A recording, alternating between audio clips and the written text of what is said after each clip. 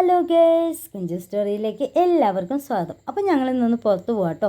ചെറിയ മഴച്ചാറ്റിലെല്ലാം ഉള്ളതുകൊണ്ട് അനീറ്റക്കുട്ടിക്ക് കോട്ടെല്ലാം ഇട്ട് കൊടുത്തിട്ടാണ് കൊണ്ടുപോയത്. ഇന്ന് മോളുടെ വൈറ്റമിൻ എ കൊടുക്കേണ്ട ദിവസമായിരുന്നു. അപ്പോൾ ആവശ്യമായ വിവരങ്ങളെല്ലാം സിസ്റ്റർമാർ കമ്പ്യൂട്ടറിൽ സേവ് ചെയ്തു. അതിനുശേഷം വൈറ്റമിൻ എ കൊടുത്തു. വൈറ്റമിൻ എ കൊടുത്തു കഴിഞ്ഞിട്ട് അരമണിക്കൂറിന് ശേഷം മാത്രമേ ആഹാരം കൊടുക്കാവൂ. അതുപോലെ തന്നെ ഇന്നത്തെ ദിവസം മുട്ട കൊടുക്കരുത് എന്ന് വേണ്ട നിർദ്ദേശങ്ങളെല്ലാം വ്യക്തമായി സിസ്റ്റർ പറഞ്ഞു തന്നു. നമ്മൾ വൈറ്റമിൻ എ കൊടുക്കാൻ വേണ്ടി വന്നിരിക്കുന്നത് എടപ്പലം കുടുംബാരോഗ്യ ആശുപത്രിയിലാണ്. അവിടെ നിന്ന് ഞങ്ങൾ നേരെ പോയത് ബാങ്കിലോട്ടാണ്. ഇന്നാണ് ലോണിൻ്റെ അടവടയ്ക്കേണ്ട ദിവസവും. അപ്പോൾ ലോണിൻ്റെ അടവെല്ലാം അടച്ചു.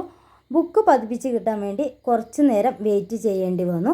അവിടെ നിന്ന് നേരെ ഞങ്ങൾ റബ്ബറിന് വേണ്ട ചിരട്ടയും അതുപോലെ തന്നെ ചില്ലും എല്ലാം മേടിക്കാൻ വേണ്ടി പോയി.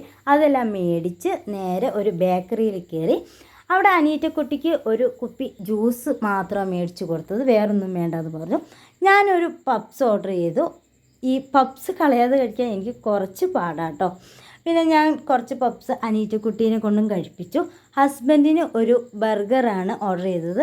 കുറച്ച് നേരം വീഡിയോ എടുക്കണോണ്ട് പിടിച്ചു നിന്നെങ്കിൽ ക്ഷമ നശിച്ച് അത് കഴിച്ചു കേട്ടോ. പിന്നെ 2 കാപ്പി ഓർഡർ ചെയ്തു. അങ്ങനെ കാപ്പിയും എല്ലാം കുടിച്ച് ഞങ്ങൾ നേരെ വീട്ടിലേക്ക്